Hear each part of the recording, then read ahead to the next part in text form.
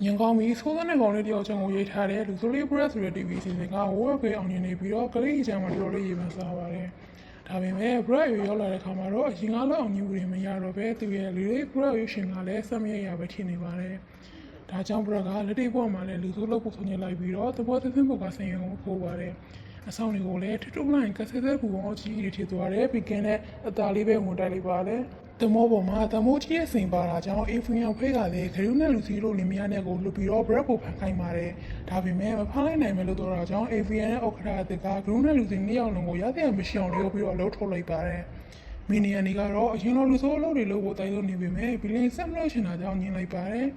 ဂရုကညင်လိုက်တာကြောင့်ဆိုးပိမိုက်ပိဆိုတဲ့လူကမှခင်တော်ချင်းနဲ့မီယန်တွေကဂရုစီကနေထွက်သွားကြပါတယ်။အငယ်ဆုံးလေးအခနစ်ကတော့သူ့အဖေလှုပ်ထစ်သွားတော့စင်မကောင်းဖြစ်ပြီးတော့ပတ်သက်ရအောင်ဆိုပြီးသူ့မှာရှိတဲ့ရုပ်တွေကိုထော်ရောက်နေလို့ဂရုကသူ့သမီးစီသွားပြီးတော့သူအဲ့လောက်မစင်ရသေးတဲ့အကြောင်းကိုပြောပြီးတော့ဒီလိုလုပ်เสียမလို့ဘူးလို့ဝန်ပြောပါတယ်။အဲ့ဒီအချိန်မှာပဲအဖိုးကြီးတယောက်ရောက်လာပြီးတော့တခါမှရှိမှတော့မသိခဲ့တဲ့ဂယူရဲ့အမွာကဂယူကိုဖော်ခိုင်းလို့ဆိုပြီးလာခေါ်တာပါ။ဂယူလည်းသူ့မှာအမွာရှိမှအခုမှသိပြီးတော့ဝန်သားအားရနဲ့မိသားစုလိုက်သွားပါတယ်။ခိုးရောက်တဲ့ခါမှာတော့သူ့လိုထိတ်တောင်မဟုတ်ပဲရှီအောင်သမီးလေးရှိရဲ့ဂယူကိုကြည့်ပြီးတော့အနေမကြီးဖြစ်သွားပါတယ်။လူစီနဲ့ကလေးတွေကတော့ယူတဲ့ဘက်ရှိဖို့ထွက်သွားလိုက်ကြပြီးထရူကတော့ဂယူကိုသူ့အရင်လိုအခန်းတွေကိုလိုက်တရားပါတယ်။ဒီယူရိုအဖေကစူပါပလင်တယောက်ဖြစ်ပြီးတော့ညိုးနဲ့ယူနေကိုပလင်လောက်လာတဲ့အတွက်တော်တော်လေးချမ်းသာပါတယ်။ဒါပေမဲ့သူ့အဖေချီကကိုနည်းနည်းမှမနေတဲ့ထယူကတော့အသုံးမကျဘူးလို့အခမ်းအနားအပြုတ်ခံရပါတယ်။အခုလည်းသူ့အဖေဆုံးသွားကြောင်းယူနဲ့အတူဘီလင်လောက်တွေလုပ်ပြီးတော့တင်ရတင်နေတာကြောင့်လှမ်းခေါ်လိုက်တာပဲဖြစ်ပါတယ်။တစ်ဖက်မှာတော့လူစီကအမေကောင်းတယောက်ထီအောင်ကြိုးစားနေပြီးတော့ကလေးရဲ့လူတွေတနေရာကိုလည်းရောပေးနေရကြောင်းအကြီးဆုံးထိတဲ့မှာကိုကပဲခါလေးလေးကြရင်အမေတယောက်အနေနဲ့နည်းနည်းချက်သိရင်ချက်လိုက်ဖို့ကြံပေးနေပါတယ်။အခနက်ကဘာတခုတည်းမှာသူ့အရန်ချက်တဲ့ယူနီကောဂျိုလေးကိုတွေ့လိုက်လို့အတင်းဝင်သွားလိုက်ပြီးတော့ဆန်ရှင်ကလည်းထိထားတဲ့နဲ့မင်္ဂလေးတယောက်ကတော့တက်ကိုဝင်သွားရင်တောထဲမှာယူနီကောကိုတွေ့ရလိမ့်မယ်လို့ရှောက်ပြောနေတာကိုတကယ်ထင်သွားပါတယ်။အဲ့ဒီအချိန်မှာလူစီနဲ့မကူကဒီမျိုးရဲ့ရိုးဝပွဲတစ်ခုကိုကြည့်နေပါတယ်။ဝဲထဲမှာတော့ကောင်မလေးတွေကသူတို့တဘောကျတဲ့ကောင်လေးစီကတင်ငယ်ကိုစားကြပါတယ်။ဝါတိုတိုကောင်လေးရဲ့စီကတိုင်ငယ်ကိုတော့ဘယ်သူမှစားမဲ့သူမရှိတဲ့အကြောင်းနဲ့နာငင်နေပါတယ်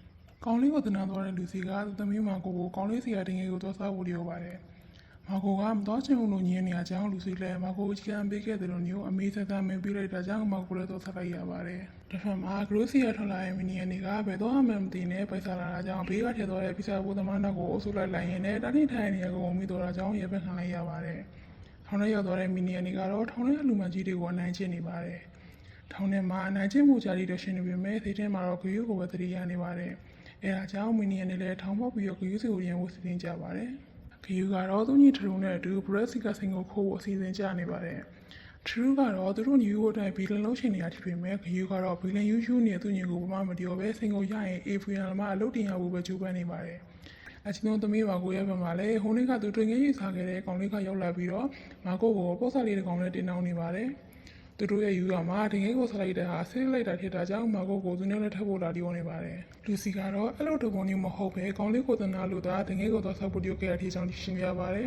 ။မကိုကတော့သူမလို့ချင်တဲ့ဟာကိုလူစီကအတင်းလုပ်ခိုင်းတာကြောင့်ဒီလိုထိရလိုက်ရဲဆိုပြီးတော့လူစီကိုစိတ်ဆိုးသွားပါတယ်။ခဏနေတော့ကောင်လေးရဲ့အမေရောက်လာပြီးတော့သူသားကိုညီလိုက်တဲ့အတွက်ပတ်ဆက်လာပြောနေတဲ့အကြောင်းလူစီကသူသမီးကိုလာထီရင်ထီကြည့်လို့ပြောလိုက်တာကြောင့်ကောင်လေးအမေလည်းလန့်ပြီးပြန်သွားပါတယ်။မကိုကတော့သူ့ကိုခောက်ကွက်ပြီးခဲ့တဲ့လူစီကိုတီးဖက်လိုက်ပါတယ်။တစ်ဖက်ကဂီယူတို့ညီကိုကလည်းစင်ကိုခိုးဖို့ဘရက်အိမ်ကိုသွားကြပါတယ်။ဂီယူကသူ့ညီကိုရင်မုံမမဲထားခဲ့ခြင်းပဲမဲ့ထီဦးကလိုက်လာပြီးတော့အလွယ်လွယ်ပဲလုပ်နေရကြောင်းဂီယူတရားသူ့ညီကိုအတော်လေးစိတ်ပြည့်နေပါတယ်။ဒီကိုနေအောင်တော်လေးလုံးရင်းနဲ့တည်တော့မှချိန်မှာပဲဂီယူတို့တယောက်နေကိုတည်သွားတဲ့လူစီကအချိန်မီလေးပဲလာခဲ့တင်လိုက်နိုင်ပါတယ်။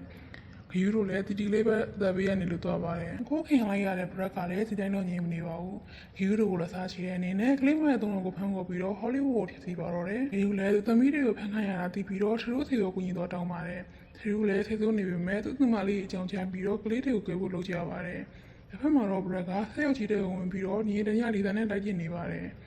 ကလေးမလေးတွေကိုတော့တိုက်တစ်ခုရဲ့အဆုံးမှာချထားလိုက်ပြီးတော့ဂီရိုနဲ့တိုက်ခိုက်နေပါတယ်။ပေါက်လာတဲ့မီနီယာလေးတွေကလည်းဂီရိုတိုက်ခိုက်နေတဲ့နေရာရောက်လာပြီးတော့ဂီရိုဘက်ကကူတိုက်ပြီးပါတယ်။ဂီရိုညီထရူကဆေးရုံတောင်ဝင်ပြီးတော့ဆေးရုံထဲကဝါယာကျိုးတွေကိုချက်ချလိုက်တာကြောင့်ဆေးရုံလည်းတည်စီသွားပြီးတော့လူတို့လေးဘရက်လည်းဂီရိုနဲ့လူချင်းတိုက်ရပါတော့တယ်။လူချင်းတိုက်ရမှာတော့ဘရက်လည်းဂီရိုကိုမရှင်နိုင်ပဲမှောက်သွားပါတယ်။ကိစ္စရည်တည်သွားတဲ့အခါမှာတော့ဂီရိုကသူ့မိသားစုနဲ့သူအေးဆေးပြန်နေပြီးတော့အနေပြင်းလို့ရှင်တဲ့မီနီယာနဲ့ထရူကတော့အဖွဲကျသွားပြီးတော့ဆိုရင်တညဆုံနေပါတော့တယ်။